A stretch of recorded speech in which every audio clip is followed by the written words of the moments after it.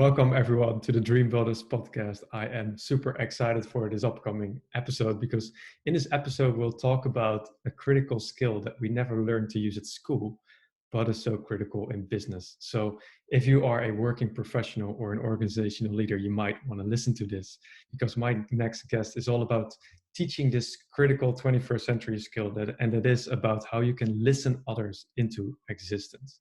So I'm delighted to introduce to you Douglas Noll. He's an award-winning author, teacher, trainer, and a highly experienced mediator.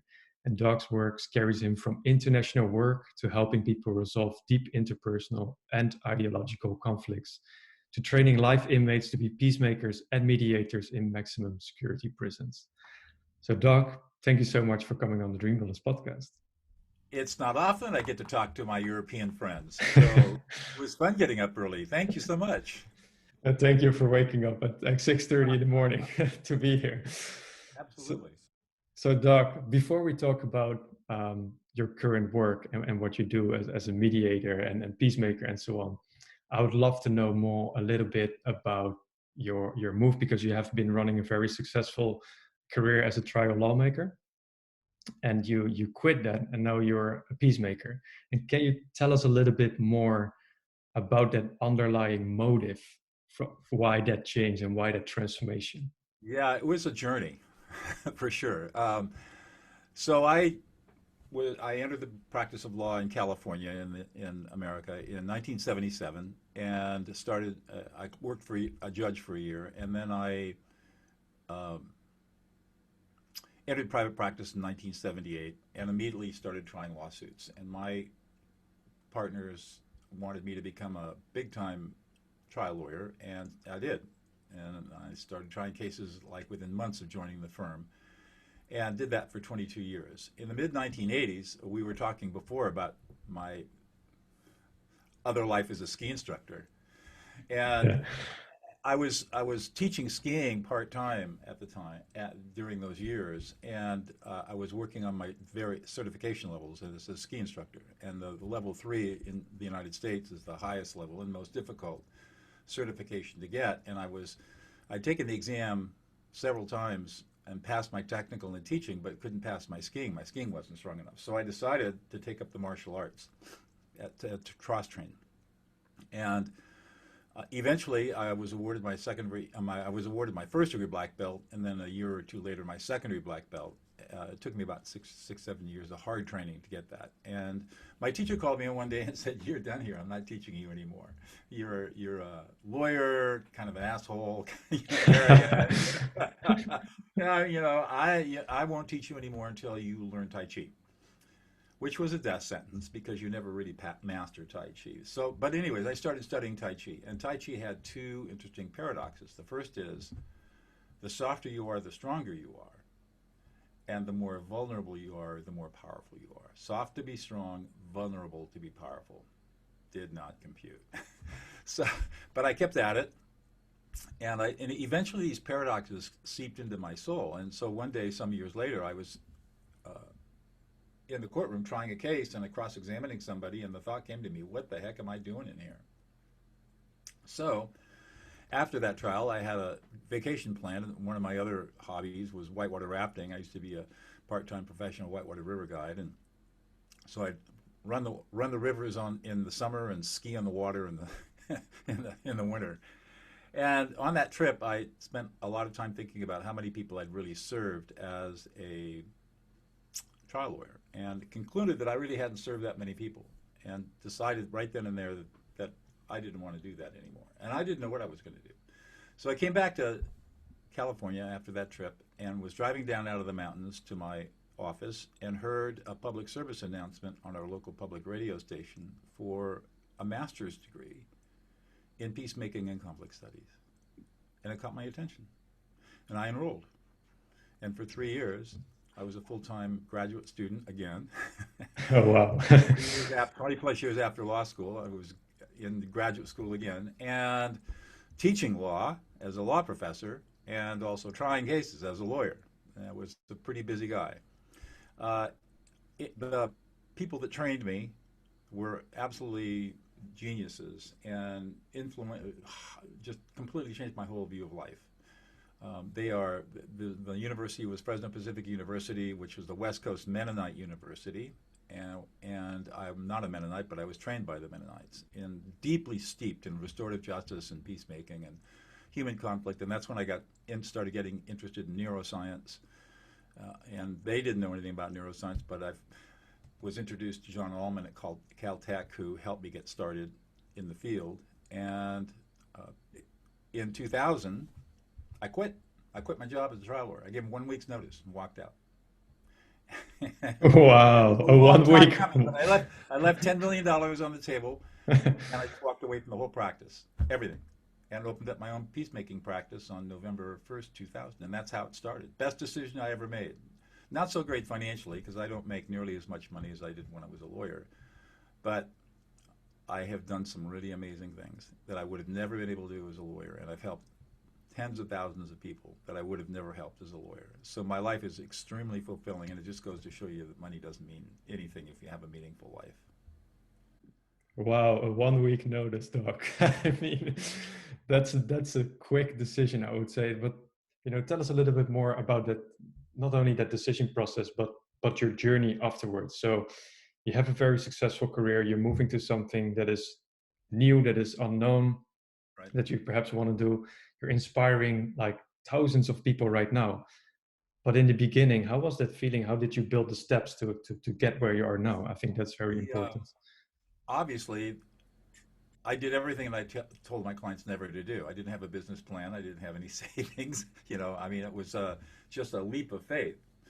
And in the beginning, uh, I didn't have any money. I wasn't making any. I didn't have any engagements.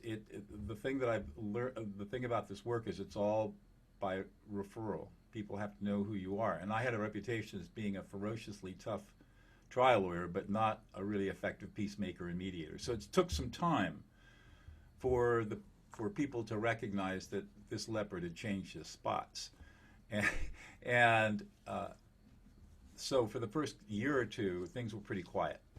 But then I got appointed to work on a $500 million partnership breakup between some very prominent business people, and I successfully helped them solve that problem. And that's how I made. After that, everybody, I had made my nut. I mean, I made my bones, and people knew that I could be an effective mediator and peacemaker. And I started getting called into disputes that other lawyer mediators didn't want to handle. For example, I worked a lot in family businesses. I worked a lot in congregational disputes where you can't file lawsuits and those kinds of things, but there's intense conflict. And I started learning how to navigate really, really strong emotions. And that's what led me to my breakthrough discovery in 2005 when I learned about how to learn.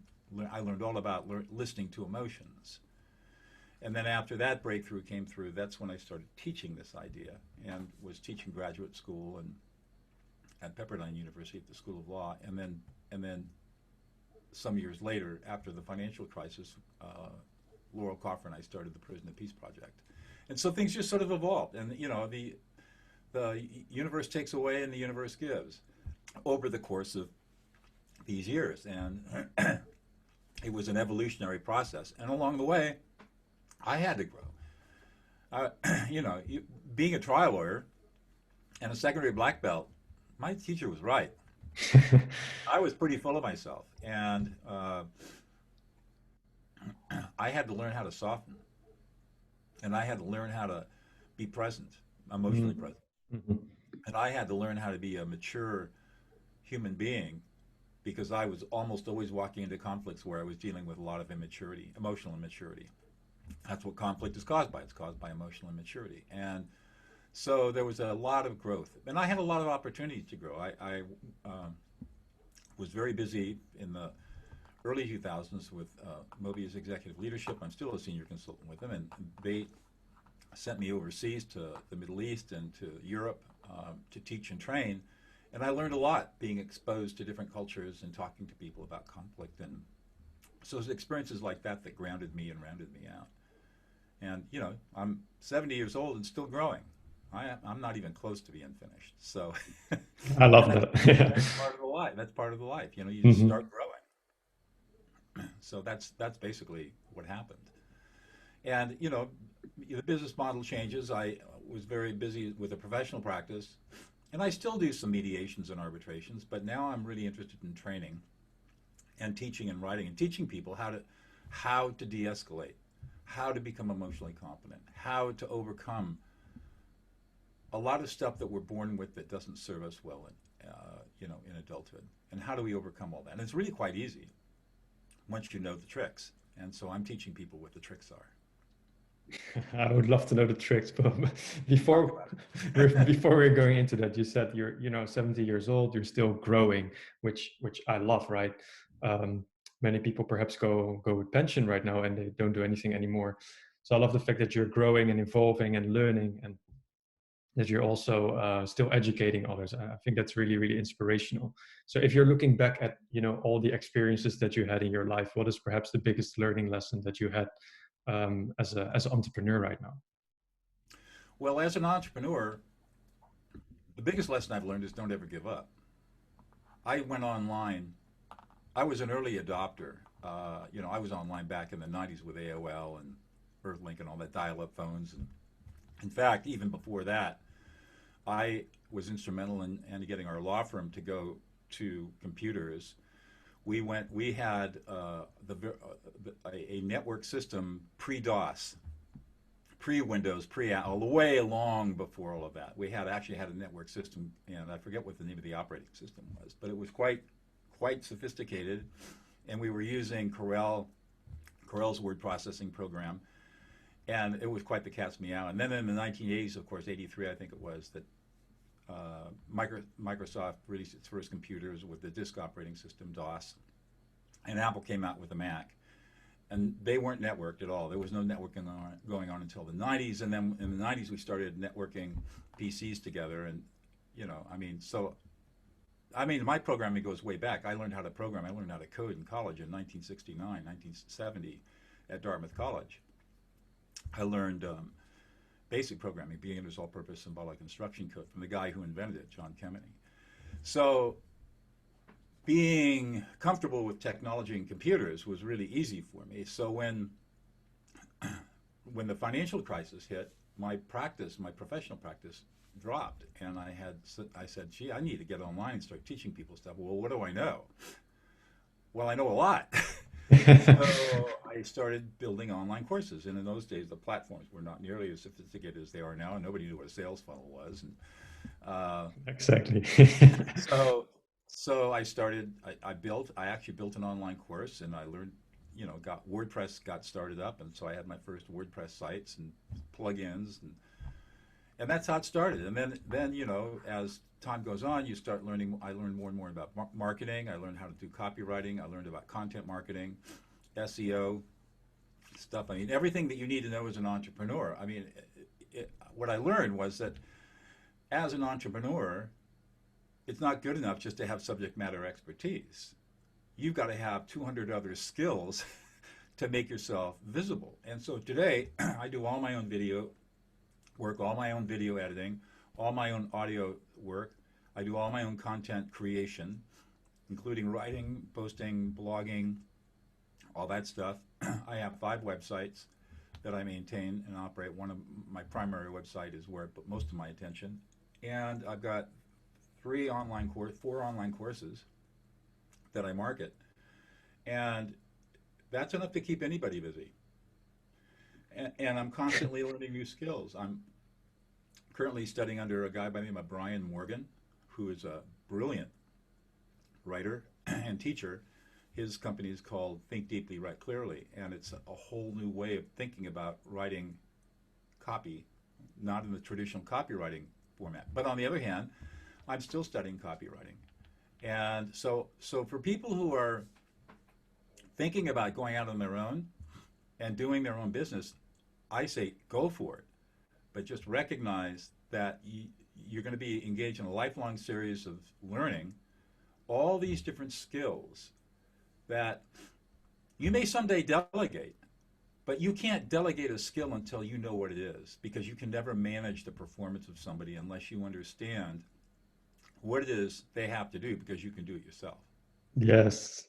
So if being an entrepreneur is not for lazy people, you got to be dedicated and persistent and disciplined and like working long hours and learning like crazy, so that maybe someday you can make enough money if you want to delegate stuff out. I don't delegate. I had nothing but problems as a lawyer when I delegated responsibility to other lawyers.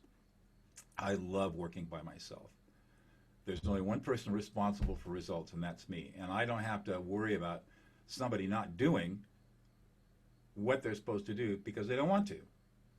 And I'm a lot happier being a solopreneur. And my wife is too, and I give her a lot of credit. I mean, she went from zero revenue 10 years ago to she'll be hitting $500,000 a year this next year, all online.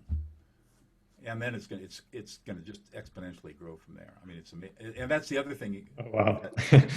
Yeah, when you start out, it really is. You really do become a 20-year overnight success.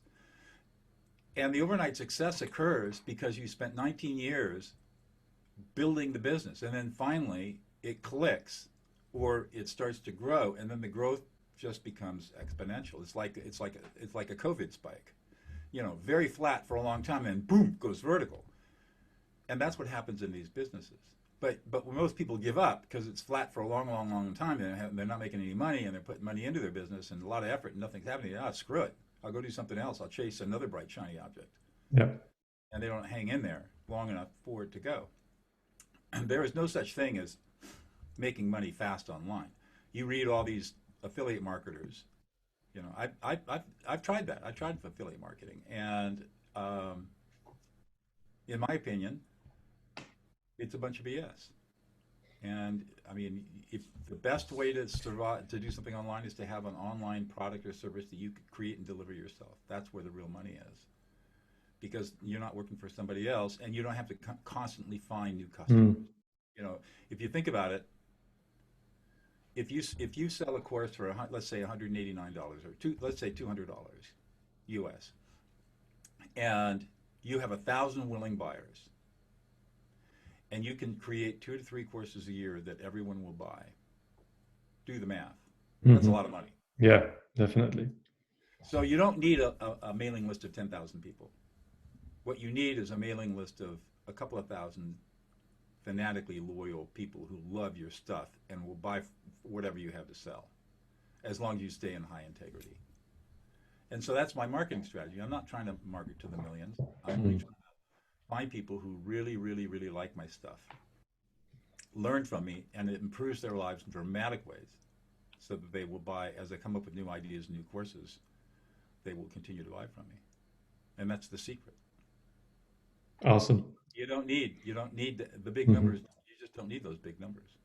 But getting that committed buyer, that takes some effort, because you figure on any kind of paid pay-per-click advertising, you're only going to get a 1%, maybe a 0.5% conversion rate. So that means it's a numbers game in that regard. You got to get out in front of a lot of people, get a lot of clicks before you get a sale or a conversion, either a lead or a sale. And that's where the money. That's where you got to put the smart money and do the smart targeting and do a lot of experimenting to figure out what your target audience is. Doug, thank you so much for sharing your journey, and also for giving us a little bit of tips into our entrepreneurial journey. Yeah. One more thing before we go into the listening skill part is, I find it very interesting that you and your wife are both kind of solo entrepreneurs. You have different businesses, right? Over the years, what is for sure you guys are involved in teaching one another's things about each other's businesses, right? So what is the most exciting thing that you've learned about your wife's business? Well, that's a great. I love that question. What really struck me was, we were walking on for many years. She had a practice in Santa Barbara, California. We now live in Central California. So as the crow flies, it's not that far, but driving time, it's about 4.5 or 5 hours. I happen to be a pilot, so I would commute back and forth in my airplane down to Santa Barbara to be with her on weekends. And I remember back in 2006 or 7 or 8, somewhere in there, we were walking on the beach one day, and I said, how many subscribers? She was doing this little tiny subscription-based kind of meditation counseling thing with a colleague of hers out of Montana. And I said, how many subscribers do you have? And I said, well, we have about 40 or 50. And they were paying like $3 or $4 a month, something really ridiculous. And I said, Hmm. how many subscribers have you lost? What's your turnover? He said, we haven't lost anybody. And I said, you've been doing this for 2 or 3 years and you haven't lost any subscribers? And she said, no. And I said, do you know what the term leverage is? And she was totally not in the business mind at all. Today, she's very business minded. But back then, she didn't know anything. I said, you're having problems with your partner. I think it's time for you to quit and start doing your own daily meditations. And if you can create subscribers, gather subscribers, and keep them the way that you've kept them in the journey work, you could have a real serious business here. And she said, well, how do I do that? And I said, you set a goal and you make sure that every single day you do one thing that moves you a little closer to that goal. All you have to do is one thing. You just move a tenth of an inch, move a millimeter. You don't have to move 5 kilometers in one day. All you have to do is move just a little bit. But if you do it every single day, over a period of time, you'll see massive movement. And that's what got her going. She understood all of a sudden leverage. She could build a business where she didn't have a client-based practice unless she wanted Mm. to. And today she charges $5,000 an hour, and she's booked out for the rest of 2022. I mean, insane. Okay. Amazing. I'm a little jealous, but not too much. She's Okay. extraordinarily successful, and she has a huge subscription base, and we're about to take that subscription base and really start pushing it and grow it. Mm. And that was the moment when I realized that she had something of great value that could be leveraged online, and she clicked that the idea of leverage here is to have a lot of subscribers from which I can draw on a client pool to feed my private practice and sell my books and do master classes and the whole model. And this is back in 2008 before most people were even thinking about this. And she just stuck at it. Now, she didn't move. She could have moved a lot faster. She moved at her own pace. She moved only as fast as she could grow into it. Because back then, the idea of, she was so afraid of computers. She'd get on AOL in those days and say she was still on AOL in 2008 and was afraid of opening up an attachment because she thought she'd break her computer. Just total ignorance Mm. about, and today she's like me, video, audio, software. We're very, very, very savvy. But back then, she was totally ignorant and afraid because it was all new to her and not her thing. Her background was as a doctor of Oriental medicine and acupuncturist and herbalist. And so she was in the alternative healthcare for a long time. And computers weren't her thing. But she learned. And as she learned, she grew. And so we've never forgotten that conversation. We refer to it every now and then, and it's what made her successful. Incremental, every day, one step forward, and only growing the technology as fast as you're comfortable as growing. And you don't have to Wow. be a technological genius. You just need to you need to be persistent, and you got to have something solid that people want. You Mm. can't put junk out there. Fortunately, her stuff is really powerful, and so she had quite a huge audience. And I'll just say one other thing. We started, a lot of her clients have empathic sensitivity, so we decided, well, what would happen if we started a new website called empath.help and did a YouTube channel? And so a year and a half ago, I built the website, and we started a YouTube channel. We have, in 12 months, 18, no, it's been about 15 months. We went from 0 subscribers. Today we have 15,000 subscribers, and we're getting about 3,000 new subscribers every month. Wow. That's great. It started out with nothing, Yeah. but Hmm. we just kept posting videos, and I learned how to optimize YouTube and what the algorithm looks for, and it's phenomenal how fast it's growing compared to my YouTube channel where I've barely broken 1,000 subscribers. Mm. But now I'm doing the same thing with my channel that we did with that one. And the thing is with YouTube is you get all these subscribers and viewers, and if you optimize your videos correctly, people will find out about your courses. We always have a tag at the end, the outro on every video has a link back to our course on become an empowered empath. And every time we post a video, we sell 2 or 3 courses. And so we post once a week. So, and it's free, completely free, right? It's just our time. How long we do a recording on Thursday night to a coaching group, and then on Friday I'll edit it and post it, and it takes me probably an hour, hour and a half to do the whole thing, and we'll make $600 or $700 off that video, just people linking back and buying the course, and then we have a platform, a plugin that takes the subtitles from the video and converts it into a blog post. So now all of a sudden I've got a blog, I embed the video, and now I've got all this connectivity going back and forth, referencing, and so it just builds the rankings. It's crazy. Wow.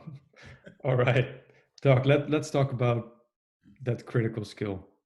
You're all about that, right? So like effective listening, like if I think about it, like when I go back to school, I never learn how to listen. Right. Yeah, I learned how to listen and keep my mouth shut, right? That's how I learned how to listen. So if we translate that to the business environment, to a corporate environment, to an entrepreneurial environment, like how do we deal as managers or organizational leaders with people that are upset, with people that are angry, with emotional situations? Can you tell us a little bit more about what it actually means to listen others into existence? Let's start with some fundamental propositions, and then I'll explain what that means and how we do it. We live in a society, Western culture, both Europeans and North Americans, we live in a society where we have been lied to for 4,000 years. We've been lied to by philosophers and theologians. And what they have taught us is that what makes humans human is rationality. And so in the business world, the ideal business organization is one where people come in and they are automatons with no emotions, and they process information or they do things that leads to profits for the organization, and emotions don't play any role. And the idealized and bureaucratic rules are set up to control things so that emotions cannot be expressed or displayed because they're considered to be messy, irrational, and disruptive. And the ideal leader is somebody who's cool and collected and kind of like Mr. Spock in Star Trek, totally rational, and makes solid decisions based on clear thinking without any emotions. That's all total bullshit. It's all a lie.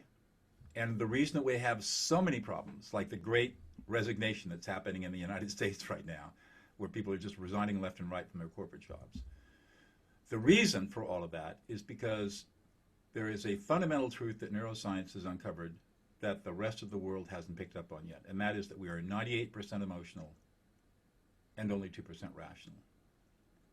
We can't even be rational, whatever rationality is. And I'm not even sure I teach a course called Decision Making under uncertainty and stress at graduate level. And I ask my students to define rationality, and they can't. I'm not even sure that there's a good definition of what rationality is. It just sounds nice. But we can't, whatever rationality is, we can't be rational until we're emotional first. The reason is, emotions make us pay attention to our environment. Emotions motivate us to take action. Emotions allow us to communicate with each other. Emotions create a common ground of understanding and shared experience that we wouldn't have if we didn't have emotions. Emotions are the most critical thing in our existence. And yet our whole culture says emotions are weak, they're bad, they're vulnerable, they're irrational, they're evil even in some theologies. And our whole educational edifice is based around the idea of rationality and not emotion. So the effect of that is in our homes, because parents have been brought up in this belief system, they do the same thing at homes that corporations do in the workplace, which is they suppress emotions. They invalidate their children's emotions. And as a result of that, 96% of all families worldwide are emotionally incompetent and dysfunctional. And people come out of their families with no emotional competency, or very little. A few figure it out, but they do it just by trial and error. So that's the fundamental problem. And so for entrepreneurs, for corporate leaders, for people who have teams that they are working with, maybe they're leading teams, understanding that their teams are emotional creatures before anything else is the most important insight you can have. And if you delude yourself into thinking that why aren't these people rational? Why they're all acting like 6-year-olds? What's their problem? Well, the problem is they are acting like 6-year-olds because they are. They're emotionally mature at a 6-year-old level because that's where they got stuck in childhood, and they've never outgrown that, and they've never emotionally matured. So your job as a leader is to learn how to work with those emotions. And the first thing you got to do is work with yourself and become emotionally mature yourself. Now, the good news is this is not hard to do. Once you know the trick, you can actually develop your own emotional competency and the emotional competency of your team very, very quickly. And you can deal with that angry person or that upset person or that guy that always talks his head off and disrupts every single meeting, or that woman who never says anything and is a shy, introverted person. You can work with these people. And the way you do it is by listening them into existence. And you do that by listening to their emotions. 3-step process. Tell us. Excellent, Pan. Here it is. Professor Noll's got his hat on. Step number 1, ignore their words. You don't need to listen to them. You don't need to hear their words. You've heard all their words before. There's no new news here. So for 30 or 40 or 50 seconds, you can afford to not listen to their words. You're not going to ignore the person, but you are going to ignore what they're saying. Step number 2, you're going to allow yourself to read their emotional data fields. Emotions are data, just like numbers. And the problem is that we have never been trained to look at emotions as data. And our brains, as it turns out, through evolution, are supremely sensitive to the emotions of other people. And we have an innate ability to read emotional data fields. And I could go into the evolutionary biology, which is fascinating about how this evolved. But suffice it to say for right now, if you just are silent in your head, just for a brief couple of seconds, your brain will start processing the emotions of another person.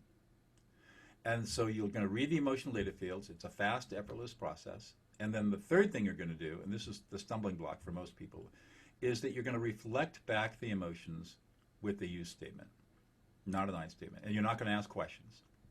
So, for example, I could say, Joachim, you are really angry. You're really, really pissed off, man. You don't feel respected. You feel ignored.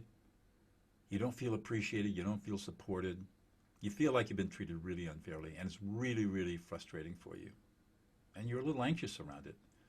And you're really sad because you feel like you've been betrayed by the people that you thought you could trust.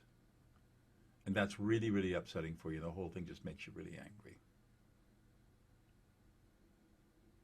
Now, you were not angry, but what did you feel as, even when you're in a calm state, this still has a profound effect. What did you feel as I was labeling those emotions? I was going to feel calm, right? Right. I wasn't going here. I was going there, right? I mean, you were calming down, even though you were already calm, you were calming even more. I was listening you into existence, and even though you weren't upset, you were still getting even calmer than you already were. And the brain science shows why this happens. There's a process that goes on in our brain. When we label the emotions the way that I just did, our brains unconsciously respond to that in a very powerful way. So when we listen other people into existence, we are literally lending our prefrontal cortex to the other person to give their brain time to get it back under control and calm down. You can calm any angry person in less than 45 seconds, every time without fail, because our brains are hardwired to do this. But it requires us to do something that we're told is wrong and evil. Listen to and reflect emotions. We're told to suppress our emotions, to ignore our emotions, to invalidate our emotions. And in actuality, we should be doing exactly the opposite. We should be validating emotions. We should be validating people's emotional experiences. Because when we do that and we listen them into existence, they calm down, you build instant trust and rapport, and all of a sudden people will now be so grateful that they will do anything that you want them to do. You build instant intimacy. So as a leader, if you've got a team, you can actually label the emotions of the team as a group too. As you do this, what do you want people to do? You want people to follow you. You want people to listen to you. You want people, when you ask people to do stuff, you want them to do stuff. And you don't want procrastination, and you don't want excuses, and you don't want a lot of emotions. So how do you do that? You confront the emotions up front, and you listen people into existence. And when they feel validated by you, they feel emotionally safe, and they trust you, they'll follow you anywhere. You will become the leader that everyone wants to follow because they feel safe with you. Google did a massive study within all its organizations trying to find out why 1 out of 1,000 teams were highly successful and productive. You know what they found? What Google found? One of the biggest corporations on the planet, they found teams that had emotional safety because their leaders created emotional safety were the most productive, most crazily productive and innovative of all the other teams in Google. Emotional safety was the #1 factor that led teams to be beyond successful. I mean, extraordinary success. Emotional safety. And that's the job of the leader, is to create that emotional safety. And the way you create emotional safety is by listening people into existence. It is, in my opinion, the most powerful skill that anybody who has to lead a team can cultivate and develop. And when you do, everything changes in really powerful ways. Thank you so much for sharing that, Doc. So the 3-step process, right? Ignoring the words, reading their emotions, and then reflecting back, right, with a you statement. Now, what I would love to know, and I'm not sure if I get it right, but what I would love to understand is like, okay, imagine you have a frustrated customer or a client or even like a co-partner or whatever. Right. You want to get them from frustrated to being calm, right? So you bring them from one to another emotion. Right. But how do you get them engaged? Does it also work with the 3-step process? Because by getting them engaged, by getting them to work with you and to work along with you, we need to get these positive emotions again. Is that working with the same 3-step process, or is it something else? No, it's the same. This is the mistake everybody makes. Everybody. They jump to problem solving and engagement before they've calmed people down, before you've listened to them. Before you do anything else, listen them into existence. And here's what happens. And it doesn't matter if you're a parent and you have a 2-year-old or a 3 or 4 or 5-year-old. Before you ever discipline a child, calm them down, listen them into existence. The teaching will only take place when the child is calm. Child will not learn anything when the child's upset. You've got to calm the child down. Then you can talk about consequences. Same thing with adults. You can't begin to problem solve or engage with that person, client, coworker, team member, whatever it might be, superior. You can't even begin to engage with them when they're emotional, when they're upset. You've got to calm them down. And here's what happens. When you calm them down, I would say 95% of the time, the problem solves itself. They just needed to be validated. And once you validate them, the problem goes away. They're able to solve the problem themselves, and the problem goes away. 5% of the time, you probably have to engage in further problem-solving processes, of which there are a whole bunch. There's a whole continuum of problem-solving processes that you can use, depending upon, of course, the nature of the problem and the goals that the people have. But most of the time, if you just calm them down, you listen them into existence, the problem goes away. And not only does the problem go away, you've built a very loyal follower. Even if you do this with your superiors, you lead in 4 dimensions. You lead up, you lead down, you lead sideways to your peers, and you lead by yourself. Four dimensions of leadership. When you're leading up, your boss will follow you anywhere. You will become the leader your boss wants to follow, even though your boss is higher in the hierarchy, and is titularly you're a leader. You're really the leader. I've seen this happen over and over and over again, and so we have to restrain our impulse to engage in problem solve before we have calmed people down. The reason that we have this impulse to problem solve, for example, is we're trying to soothe our own anxiety. So when somebody gets emotional around us, if we're not trained properly, if we're not emotionally competent, we're going to have anxiety ourselves. We're going to have anxiety around their emotions because we don't know what they're going to do. Yeah. Right? So the way that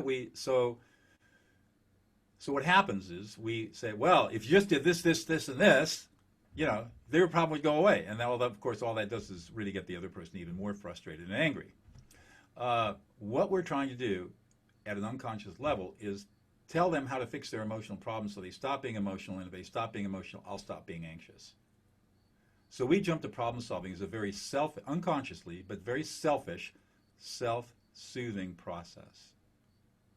So one of the things we have to learn how to do is manage our own anxiety around other people's emotions and refrain from invalidating their emotions, telling them to stop feeling what they're feeling, and start telling them what they are feeling. Validate their emotions. And that's the fastest path to getting them de-escalated so that your anxiety can now become manageable. It'll go away. Totally counterintuitive to everything we think we know about human nature and communication and listening. But it's borne out by brain science. It's the only thing that has been empirically established through brain scanning studies to actually work. Everything else, active listening, nonviolent communication, all those different things that HR people talk about, doesn't work, never has worked, never will work. There's no science to support it. Mm. And there is solid science to support what I teach. Wow. But it's counterintuitive. It's so counterintuitive. Right? It flies in the face of everything we think we know about listening. It's so weird to think about listening to and reflecting emotions, listening to other people. It's so weird. So wait a minute. Isn't that patronizing? Isn't that rude? Isn't it weird that I'm telling somebody else how they feel? And the fact of the matter is, no, it's not.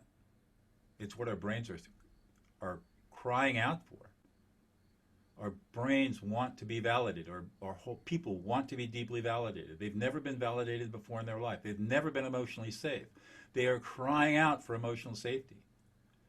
And when you as a leader can provide that emotional safety, you've got a loyalty that you will not believe how loyal people are. And I know this. I mean, we haven't talked about the prison project, but I've acid tested this for the last 12 years in maximum security prisons in the United States, teaching lifers, mostly murderers, how to be peacemakers and mediators. And this is the first skill we teach them. They learn a lot of skills, but this is the foundational skill. Everything is based on this ability to listen to emotions. And I've watched people who are incarcerated become powerful leaders, stopping gang riots, stopping murders, stopping rapes, stopping violence of all kinds. We've actually got letters from wardens saying, as a result of prison of peace, there's no more violence in this prison. Wow. So it works. And it works in places where you would not expect it to work, which is some of the darkest places on the planet. I mean, we started the project in the largest, most violent women's prison in the world. And within 3 years, there was no more violence. Wow. No doubt. If it works in a prison, let me tell you something, it's going to work in a corporate culture. All right. So we I would love to wrap up with one final and last question. And that's also something counterintuitive. That's what you said in the beginning of this conversation. You said something that I thought it was your Tai Chi trainer, right? Who said, soft is strong and vulnerable is powerful. Mm-hmm. Also, if we translate that into the business world, how can we as leaders, as managers, as executives, become vulnerable and soft? What is one way to do that? So here's the cool thing. When you learn and master these skills I'm talking about, the skills around emotional competency, you no longer have to be a tough guy. You no longer have to be that rugged individualist who's just going to plow through everybody and roll everybody over and tell your team what to do, and by God, they're going to obey you or else. You don't have to do that. That's all stressful, and it doesn't work anyways. But, it's all mythical. We're taught to be this tough commando type. And then we don't understand why people aren't following us and doing what we're telling them to do, and we think it's something wrong with us. It's not what's wrong with us. It's what's wrong with the teaching. This whole idea of top-down command, authority, leadership has never worked. And the Army abandoned it years ago. The U.S. Army. The U.S. military is the greatest place in the world to go to learn leadership. I've never been in the military, but I've studied what they teach. It's amazing. So let's translate the Tai Chi paradox into everyday life. So rather than being brittle and hard and rigid, You can be soft and vulnerable and be extremely strong and powerful. In Tai Chi, we talk about the willow tree. The willow tree bends with the wind, but it never breaks. No matter how hard the wind is, willow trees never get blown out by hurricanes. They'll always bend. And when you learn how to listen to emotions, you become that willow tree. So let's say somebody becomes very angry at you, very accusatory, not violent, but seems like they're going to get violent. And they're just yelling at your face and they're spitting at you. And I mean, they're just really viciously and rudely angry. You go into that place inside yourself and you listen to their emotions and you simply reflect what they're experiencing in the moment in a very calm voice. And they will calm down. And you've been soft and you've been open and transparent and your authentic self, so you've been vulnerable. Now you're strong and powerful and they have nothing to push against. And not only that, but you're directly affecting their brain, calming the emotional centers of their brain automatically without them even knowing it. And you don't have to be hard. And you don't have to be rigid. And you don't have to have big walls in front of you. You can be totally your authentic, open, true self. And you will be the leader that everybody wants to follow because you listen them into existence. And you're open and authentic and transparent and not defended. And you don't get angry. And you don't shout and scream and yell. Leadership by YST, yelling, shouting, threatening. That's a big leadership style. Yeah. Totally unnecessary. Yeah. And it doesn't work, of course. So, so you can move from YST leadership styles to a leadership style where you are authentic, you're modeling authenticity, you're modeling integrity, and guess what? Your team is going to follow you. Whatever you model is what they're going to be. And you learn just by osmosis, even if you don't train them. They will learn by osmosis how to manage their own emotions. They will learn how to listen to other people into existence. Better if you taught them. I mean, that's one of the functions of leadership is to train the people below you to replace you. Mm-hmm. Most leaders don't get that either. But yeah, you want to work 2 levels deep. So not only do you want to work with the people who report to you, you want to work with the people that report to them. You're working with 2 levels deep because you always want to be building people below you. Because you're not going to be doing what you're doing forever. And if you move up, you're going to move people up with you, and they need to be ready to move up. So if you're not training them, how are they going to get ready to move up? Exactly. So that's how you actually practice the Tai Chi paradox of being soft and vulnerable. It's about how you read and reflect the emotions of other people. That skill alone will completely change your life. Wow. Thank you so much for sharing this, Doc. Yeah, I created a webpage for everybody in your audience. The only people who are going to see this webpage are people who are listening to this podcast. It's Doug Noll, DougNoll.co/Dream Builders. And more explanation and a lot of resources about how to learn from free to you got to invest some money on how to do everything that we've talked about today.